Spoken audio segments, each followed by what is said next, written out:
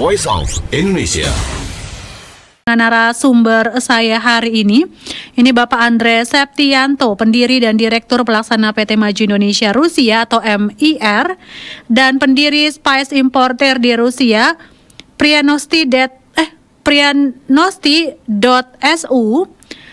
Dan ini juga Pak Andre ini lulusan dari sekolah kedokteran. Wah, keren banget ya. Dan kita masuk dalam program Halo Diaspora, program kolaborasi antara RRI Voice of Indonesia dan juga IDN Global.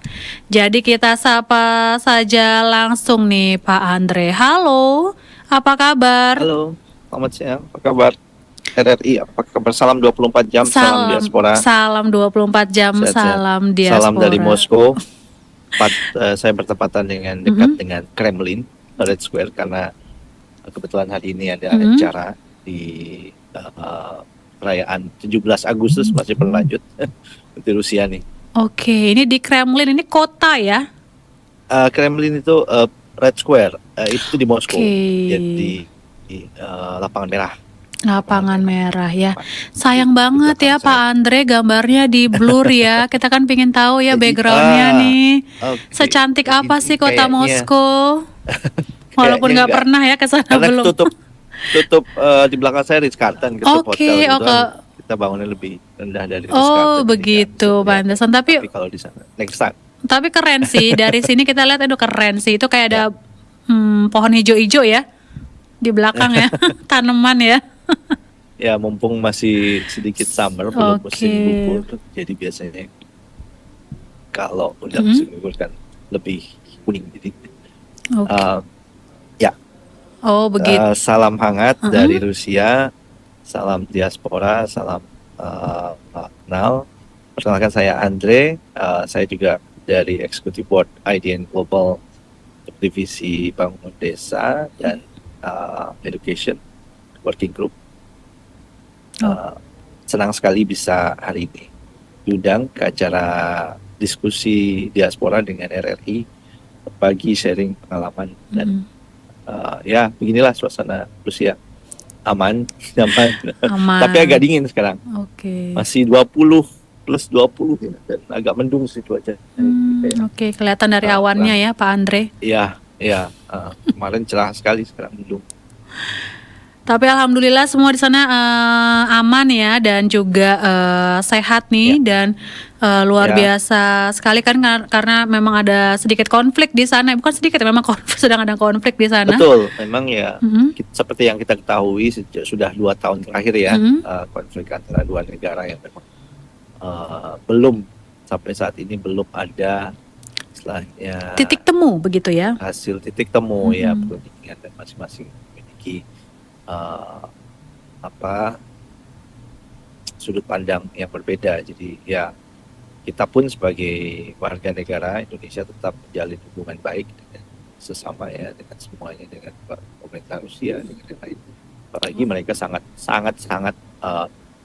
intinya sangat senang dan sangat ingin bersahabat dengan Indonesia. Belum lama, bulan lalu calon Pak Presiden terpilih ya, Pak Prabowo berkunjung ke Moskow dan bertemu dengan Presiden Putin. Oke. Ini merupakan berita ya, istilahnya sebagai diaspora juga kami wah gitu, kaget juga dan sangat menarik, dan mudah-mudahan ada kerjasama yang positif ya di dua negara. Kebetulan kemarin saya baru diundang seminggu ya, ada acara Fashion Week dengan pemerintahan Swerdlovsk Region, itu kota Yekaterinburg. Di sana ada Fashion Week, beberapa yang banyak sekali yang datang itu dari South Africa. Jadi sekarang sangat intens sekali, mulai setelah Cina, India bekerja sama Rusia, mulai South Africa nih, diaspora South Africa, baik itu yang entrepreneur, bisnis, desainer, mereka datang tunjukkan baju-baju mereka. Nah kebetulan saya setiap hari pakai batik gitu, jadi wow gitu. Mereka kan sangat suka dengan batik. Betul. Wah keren sekali kainnya, bagaimana, wah ini luar biasa, next year Indonesia harus tampil di Fashion Week. Ya. Saya bilang siap. Kita support selalu ya untuk Indonesia, dan memang hubungan Rusia dan Betul. Indonesia semakin baik, apalagi ada rencana mau bangun KBRI atau KJRI yang di Bali ya? Betul, betul. Dan Heeh. sudah penerbangan juga akan ada penerbangan langsung tanggal 17 September ini. Mm-mm. Sudah akan dibuka penerbangan pertama Moskow Bali. Wah, Jadi direct flight. mantep Ya ya. makin ramai saja Makin mungkin turis ramai dari Rusia nih ke kita Bali. ya. Tapi mudah-mudahan turis Indonesia juga makin banyak yang datang ke Rusia Ke Rusia, betul ya. karena memang kotanya cantik-cantik ya, dan Mm-mm.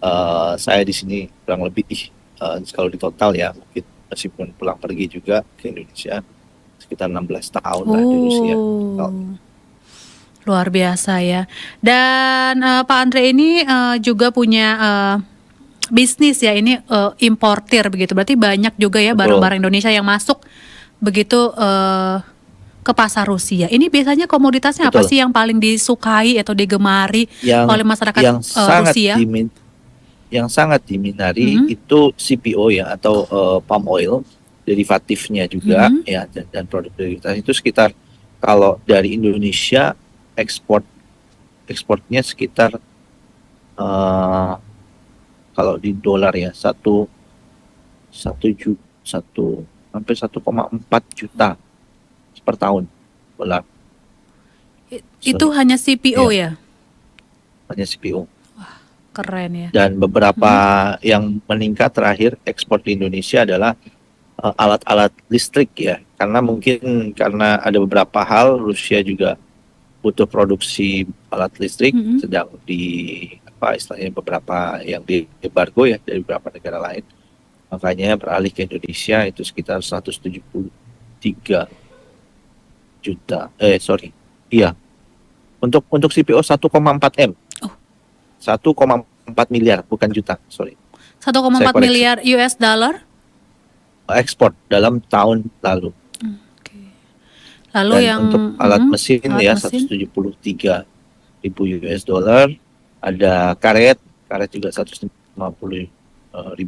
US dollar Mm-mm. totalnya. Dan aparel Mm-mm. atau sangat sekarang kan orang lebih cari alternatif. Betul. Beberapa alternatif seperti aparel itu jumlahnya sekitar 139.000 US dollar ekspor dari Indonesia ke Rusia tahun lalu saja. Wis. Termasuk coklat juga. Coklat mulai banyak dinikmati coklat Indonesia nih. Kopi. 112. Sayangnya kopi dan spice, kebetulan Mm-mm. saya juga cukup berkesimpung dengan dunia kopi, spice, dan Mm-mm. masuk teh, cuman teh kan pemerintah ya. Jadi 46.000 saja dan nggak begitu banyak. Karena apa? Karena Mm-mm. kebanyakan di sini itu kopi mereka ambil dari Brazil dan Vietnam dengan harga yang lebih murah, jauh lebih murah dari kita. Mungkin ya karena robusta dan lain sebagainya. Tapi tidak menutup kemungkinan ya, suatu saat kopi Indonesia bisa untuk kelas premium, middle, Mm-mm. juga banyak diminati. Oke. Tadi udah sebut spice nih ya. Ini menarik Ya, juga karena kalau dipikir-pikir begitu, kalau untuk Eropa kayaknya memang untuk rempah-rempah mereka kurang pakai atau bagaimana nih, Pak betul. Andre? Karena seasonal, Mm-mm. dalam artian gini, karena kan ada 4 musim ya. Jadi orang di sini menggunakan rempah itu pada musim-musim tertentu saja. Misalnya kayak kayu manis itu sangat diminati saat menjelang tahun baru ya, New Year, karena kan gingerbread ada, ya banyak lah, semua dari kayu manis, karena mereka lebih suka dengan aroma istilahnya berkaitan dengan pola pikir mereka bahwa Christmas, New Year di akhir tahun itu ada kaitannya dengan kayu manis gitu. Jadi aromanya aroma kayu manis gitu. Jadi ya lebih seasonal ya. Nah nanti kalau udah summer udah ada agak-agak sedikit turun. Misalnya summer lebih ke cengkeh, ya, ke cloves. Jadi cengkeh karena dipakai untuk marinate, bikin apa namanya, barbecue seperti itu. Jadi mereka tergantung season ya. Kalau ini namanya seasoning, seasonal. Jadi ya naik turun. Dan kebetulan Mm-mm. Indonesia kan juga salah satu produsen besar ya untuk lada hitam, lada putih gitu. Cuman sangat disayangkan ya tadi terkait dengan persaingan kita dengan negara-negara tetangga kurang Mm. kurang kuat. satu sisi karena dengan barang yang sama harganya sedikit Oke. berbeda saja. Tapi untuk segi kualitas kita baik kan ya Pak Andre Betul, ya? betul, betul, sangat setuju sekali. Si kualitas barang seperti rempah dari Indonesia itu mungkin ya untuk kayu manis contohnya. Yang pertama memang Sri Lanka ya. Tapi karena Sri Lanka sangat mahal kan, ratusan dolar per kilonya. Kalau Indonesia ada kayu manis yang sangat bagus itu dari Gunung Kerinci misalnya. Kalau dari Lombok itu sangat diminati Oke. dan harga yang lebih bagus, dan kualitas yang lain mungkin ya dari Vietnam yang lebih rendah. Cuman karena kita bersaing dengan harga, jadi bagaimana entry dengan pasar mass marketnya itu lebih sulit ya. Mau nggak mau orang akan pilih harga yang lebih bagus karena kondisi juga banyak sanction. Nah, mereka juga harus lebih dari segi unit ekonomi harus pikirkan bagaimana mereka menjual. Dan ya daya beli masyarakat di Indonesia sangat tinggi sebenarnya karena ekonomi tumbuh berkembang pesat. Jadi karena banyak pebisnis lokal semakin berkembang ya, kalau bisa dibilang. Saat kemarin saya di fashion, itu hampir banyak fashion produk lokal yang bahkan menurut saya menyaingi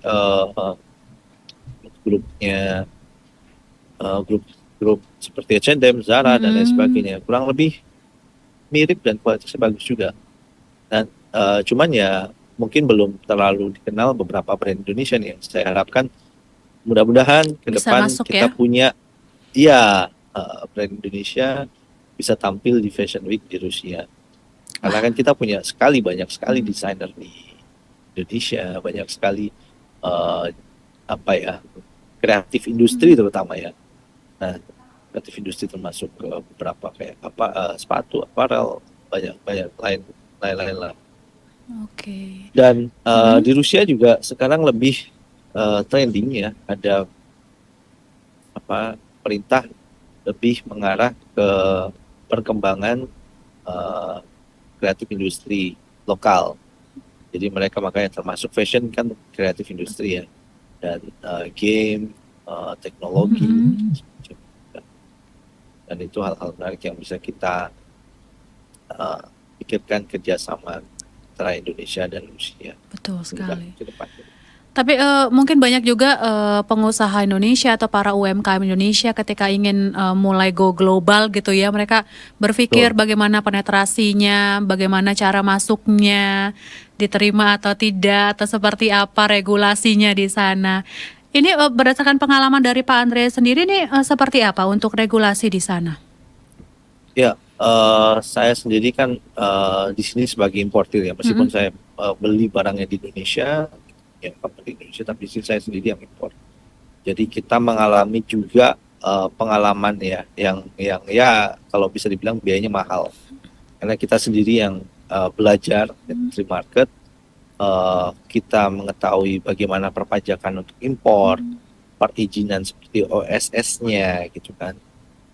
OSS apa nih yang nggak semua kita bisa impor kan, karena kita harus punya izin impor untuk hal-hal khusus. Misalnya rempah ada spesifikasi sendiri terhadap SS code rempahnya apa. Untuk kopi juga ada izinnya perusahaan sendiri untuk importir kopi misalnya. Nah, hal-hal itu yang kadang kita nggak tahu, dan ada beberapa izin kalau di Indonesia seperti SNI, kalau di Rusia EAC atau GOS gitu ya. Nah, makanya di sini pentingnya sebenarnya kalau untuk UMKM mencari mitra yang bisa kita saling kerjasama lebih baik, menurut saya bisa dari dua belah pihak ya, misalnya tidak hanya dari segi Rusianya yang akan impor, tapi dari Indonesia yang ekspor, tapi dari Rusianya juga bisa melalui mitra, dia sebagai mitranya di Indonesia untuk memasarkan produknya juga di lokal, asal match-make gitu. Jadi satu industri yang sama itu lebih mudah dan cepat. Nah, kebanyakan pengusaha kita itu kadang-kadang takut, wah nanti gimana nih produk saya nggak bisa. Memang nggak semua produk diterima karena harus menyesuaikan dengan demand ya. Tadi seperti seasonal, kita kan nggak tahu tiba-tiba kita jual kayu manis setelah musim panas kan nggak akan laku dibanding kalau kita jual saat musim dingin. Nah, itu pentingnya pengetahuan tentang market analitik ya, atau market penetration atau apa untuk Penetrasi tahu pasar ya. bagaimana sih iya demandnya pasar, kapan sih ini musimnya dan kapan sih panen gitu. Punya harga juga tergantung dengan itu kan. Makanya itu sangat penting mencari mitra dan sebenarnya bagaimana untuk lebih mudah mencari mitra itu ya dengan ikut exhibition yang mungkin diadakan di setempat. Karena kan dengan begitu mereka bisa kumpul bertemu face to face kan gitu, dengan tunjukkan produknya kan sering sekali banyak yang bisa dilihat dengan ada 4 instrumen sebenarnya di kita tuh. Di Jakarta misalnya ada trade representatif pemerintah Rusia, kedutaan besar Rusia atau pusat kebudayaan ya. Di situ bisa mengenal gimana sih saya mau ini ada teman atau apa ke Rusia gitu. Yang kedua di Rusianya ada kedutaan besar kita Republik Indonesia. KBRI ya, dan ada atas perdagangan.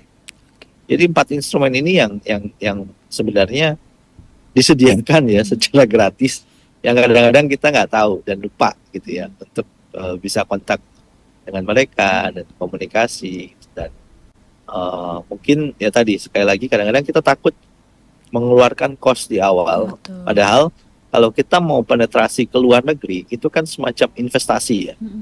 Jadi nggak mungkin saya jual besok barang langsung laku gitu kan. Tapi kita harus berani caranya investasi, kita kalkulasi nih.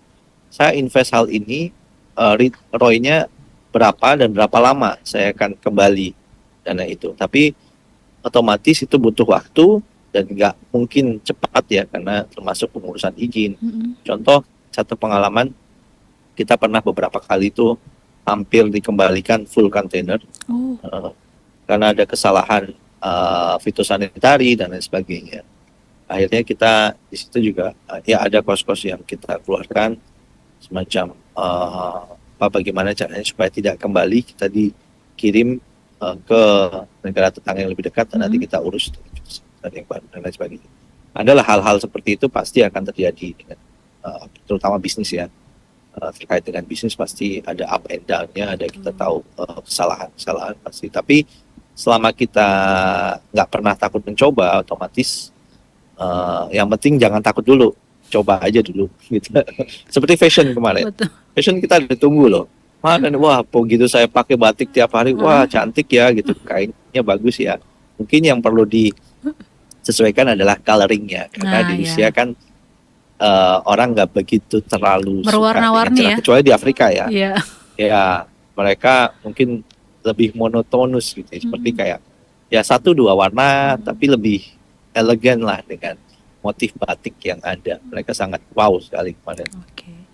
Ini jadi ada prospek bisnis baru ya, fashion batik ya. Ya, bukan hanya batik, termasuk beberapa fashion kita kan juga keren-keren banyak ya. sekali.